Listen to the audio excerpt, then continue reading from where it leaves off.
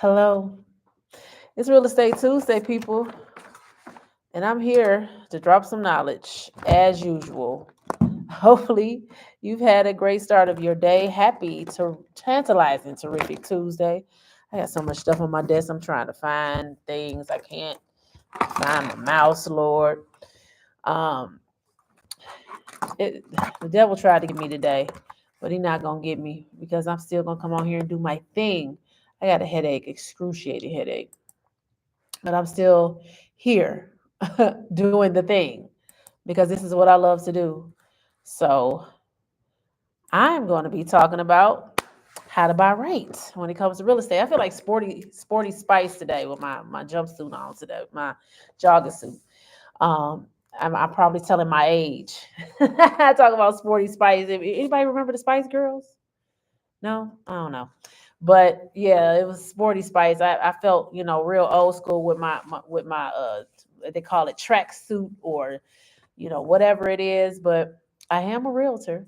I'm a real estate professional. I'm also an educator. So I'm coming live from the classroom. So it's always great to be here to educate people, change mindsets, let people think in a different type of way when it comes to different things. So this is why I'm here. And even though my head is pounding like right here, I'm still about to do this thing, right? So talking about how to buy right. How many of you, well, let me say this. Drop a one in the comments if you are watching this live. Drop a two if you are new to my live, and drop a three if you're watching a replay. And I really appreciate it. So how many of you are homeowners? You just drop it in the chat. Or, you know, are you an aspiring homeowner? Drop some flames in the chat, in the comments. So, I just want to know, who I'm speaking to. It's always good to know that. Because I'm pretty sure what I'm about to say is stuff that you probably already know, but I wanted to make sure to cover all the things that need to be covered as far as buying right. Last week, I talked about how to buy as like and think like an investor. So I'm going to go back and talk about that as well, along with um, including some other things about purchasing a home because it's part of the American dream, right? You need to know when to buy, when to get prepared to buy, all of those different things. And I am here to do that. So I talked about, the different banks that you can go to last week. I'm going to start with that. So you need to have a relationship with a local bank or credit union. And this is the reason why I say that. They give you, the local banks and credit unions give you the max and the most in the bank out of your book because they want your business, especially if you have established a relationship with them. You have, accounts with them and all of that. They will honor that. And they're looking forward to that. And it's a lot of them are that have the programs that you need in order to purchase a home. So I know in Tennessee, you can get up to 25,000 to purchase a home because I'm a realtor in Tennessee and I'm back in my hometown in Detroit. And here, you can get money as well. I know it's you have up to $25,000. You have if you're an educator or firefighter or public servant, like a police, fire, healthcare workers have their different incentives. So you need to get with these local banks and credit unions to see if you fall in line with one of those categories that you can be able to qualify for the money to purchase a home. So how that works though is that you still will have to have savings. You still have to have savings in order for you to be able to use those programs, first time home buyer programs, um, the what they call them, like the grants. That's what you're looking for. You got grants. Now you have some that you have to pay back. So you have to make sure that you're paying attention to your paperwork, and paying attention to what you're getting and reading that fine print. And if you don't understand it, you need to have a real estate professional, really a real estate attorney, to read over anything because a lot of real estate professionals unfortunately don't know the legal jargon and some of that lender mumbo jumbo either. So it's always good to have attorney. So always look over your contracts, because a real estate attorney, somebody that actually deals in real estate, somebody that actually has properties, somebody that actually owns their own home or has at least owned a home before. So, and you also have real estate professionals, like myself and other people who are well versed in that area as well, because I study, contracts and mortgage contracts and I talk to lenders all the time because I want to know what how to advise my client. So I make sure that I know myself, but it's always good to consult a real estate attorney. Yes, yeah, the one send me a message. Send me a message on Facebook, and I'll send you my number. Well, my number is on my Facebook page. Actually, if you go to my info, it's already there. But I mean, I can send it to you. Just send me a message, not because sometimes I got a headache right now, and then if I get off here, I might forget. So I don't want to forget. But yeah, I would love to help. So, I want to make sure that I know what to do so that I can advise my clients. But I always tell my clients to always consult a professional, um, a real estate attorney is always great. So, with that being said, using those local banks and credit unions are the best because they still have some good rates. Now, I was on a training last week, and I know people are up in arms about the 8% interest rate, right? And yes, that is a lot because when you compare it to people that have 2% or 1% or 3% interest rates. But if you factor in, if you buy right, so when I say that, if you buy a home that has built-in equity, and then you factor in the tax incentives that you get, your rate is going to be between the 3 and 4% anyway, if you buy right. And that's the thing. Everybody wants everything right, already done, shiny and new, right? But sometimes that's not the best way, especially in this economy and the way everything is set up to buy. You want to purchase a home that has built-in equity. One way to do that is thinking like an investor. Where can I find in the neighborhood that I want? Sometimes it's hard, but sometimes, you just have to think outside the box. But where can I find the best home? Well, I should say the ugliest home on the best block. And that's usually how that works. And you want to think of it in that way so that you won't have negative equity or no equity going in because, you know, they're predicting all these different things to try to scare people from buying homes, especially residential. It's two companies, which is actually one company, that is trying to buy up every residential home. And if you don't jump in it, I should say they want to own 90% of residential homes, something high. And BlackRock is one of them. And but there is BlackRock.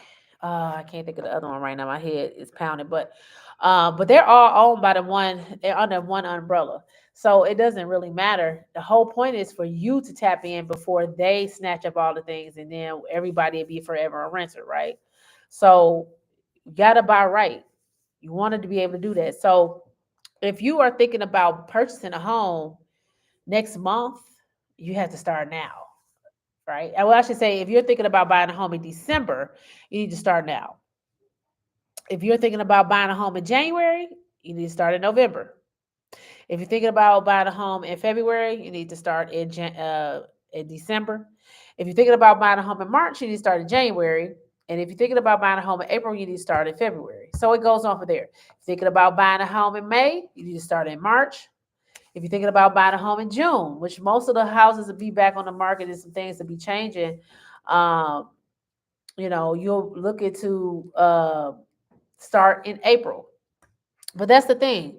A lot of people are choosing, excuse me, y'all, to purchase homes when everybody else want to do it. That's when the prices go up. Everybody want to buy a house, and I know people don't want to move in the winter. It's cold and all of that. You get the best deals in the wintertime, though. I had a HVAC, one of my HVAC contractors. He ended up getting a 5-bedroom, 4-bedroom house at this time from the bank for 280,000 because he bought it in December because they were trying to banks want to get those houses off their books. They want to be in the black. So anything that's holding inventory, anybody that's a business owner, anytime you hold inventory and it's not being about not being sold, it makes you lose money. So those banks want to get those houses off off their books before the end of the year. So really the best time to buy is between November and December. So you get the best prices and you can negotiate a lot more. But I know the wintertime, especially up north, what up, though, to all my Detroit people, especially up north where it's snow and it's cold and all of that, people don't want to move. I get it. But you want to buy right. That's one of the ways to do it, is to buy where everybody is not buying. But if you're an investor, you're looking to buy all the time. So let's talk about that. So how do you think like an investor? I got to hurry up and give you something to eat. So I'm not going to be on here long because my head is pounding. So you have to set clear goals. Know the objective of the home that you're buying. So know if you're going to, am I going to stay, is this going to be a starter home, my forever home, a temporary home that I want to use to live in, to fix up, or, so I can, use it as an investment property and move on. What is your goal? You have to have a goal for your home ownership journey. Research the market. Even though you are hiring a real estate professional to help you purchase a home, and a mortgage lender and all those people, make sure that you still research the market for yourself. You should know what's going on in your neighborhood, where's the growth, are jobs coming, are restaurants coming, are landmarks coming, just like in Raleigh and Memphis. I told people, of course I wanted to get sales, because a lady wanted me to help her sell her home in Raleigh. I said, absolutely not sell that house right now, because of the fact that the value is going to go up. And she said, how do you know? I said, they put a whole landmark, a brand new skate park, library, and all of that in the Raleigh area. Anytime they put a landmark, a brand new, especially government structure, and you see businesses moving in, and it's a Chick-fil-A there now. Bojangles was there first, then here comes Chick-fil-A. Chick-fil-A does not put their stores where there's not economic growth. Period. They know the market. So if you see job growth in the area, that's why Austin blew up, because all those tech firms were going there. If you see job growth, like factories and building, that's what I was telling my friend about his house in Vegas. There is no way you should sell that house. You can be making bank off of that, uh, because of they get the new NBA team. You got the NFL there. They got Formula One.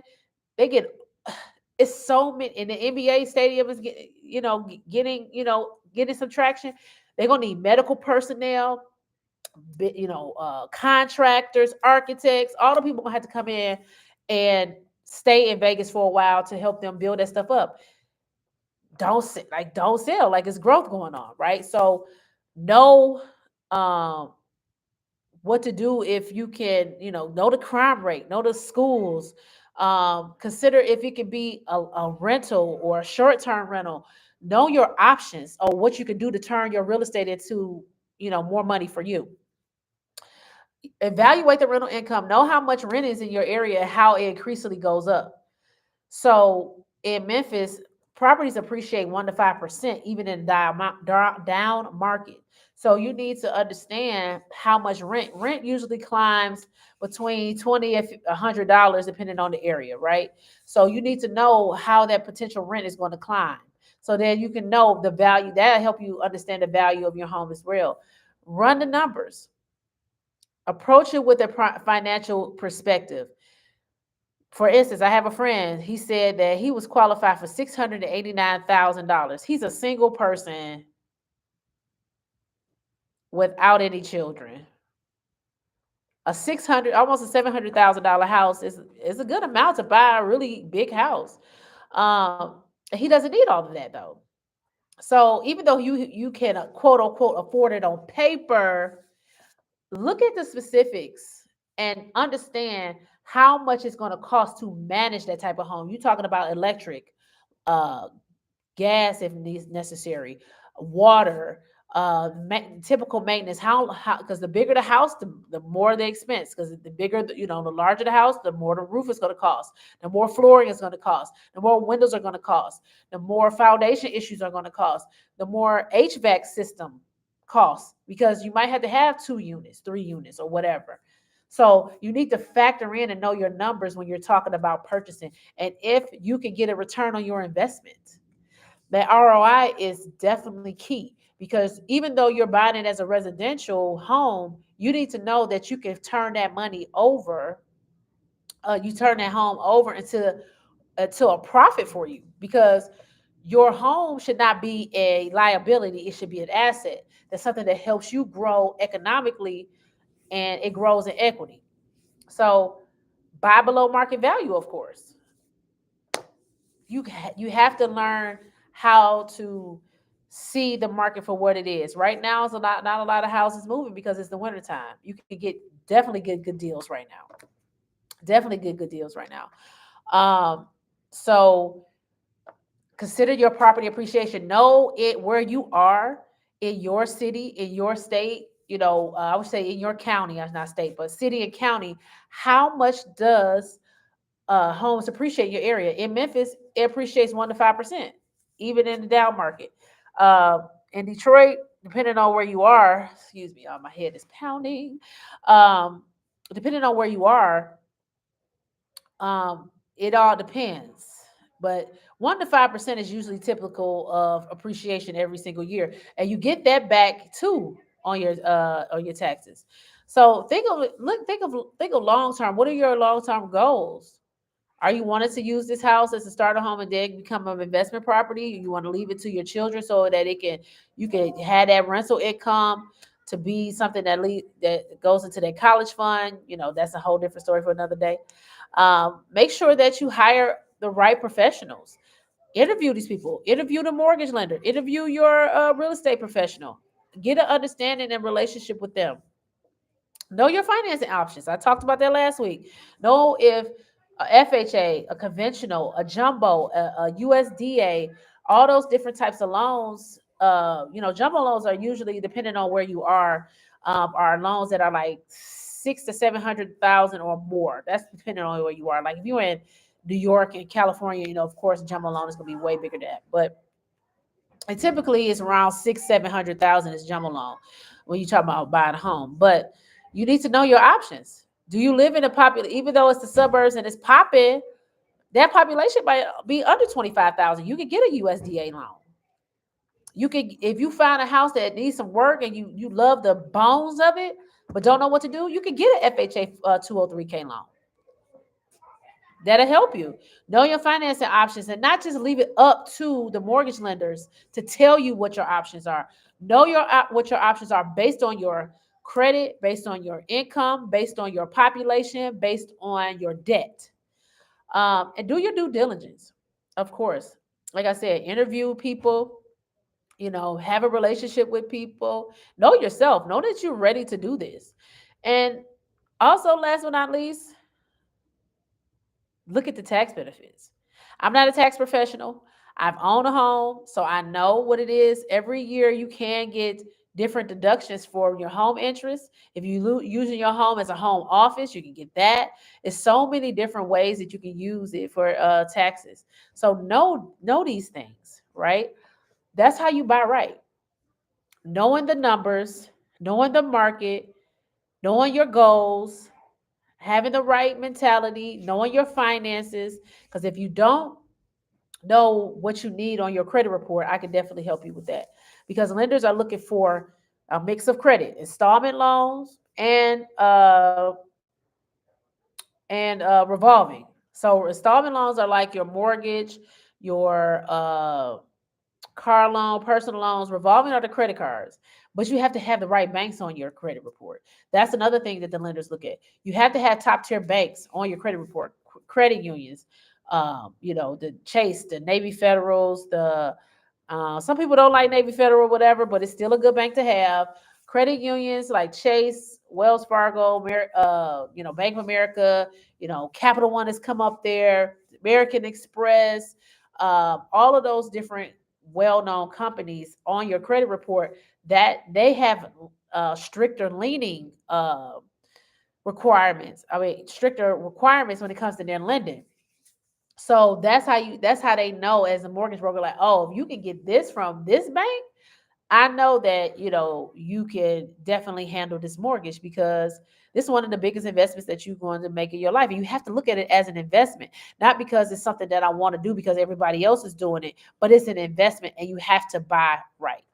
So if you need help with your credit report, knowing what you need to look for as far as what your credit report needs to look like, you need credit repair services, you need to learn how to save, how to budget, how to pay off debt, you need a will and trust. I have what you need. So definitely contact me, reach out to me. And I'm about to go. So I give you something to eat and take this medicine because my head is pounding. But I like I said, go back and watch it. I was talking for about 20 minutes. It's time for me to go. I'm gonna come back for Wealth Wednesday though. Come back for Wealth Wednesday. Let's talk about how to grow some money, right? I did my stock class last night, and shout out to Dino Love for hosting that, along with the other mentors with Elroy and Tanika. They are doing a phenomenal job showing us how to play these stocks, and Microsoft.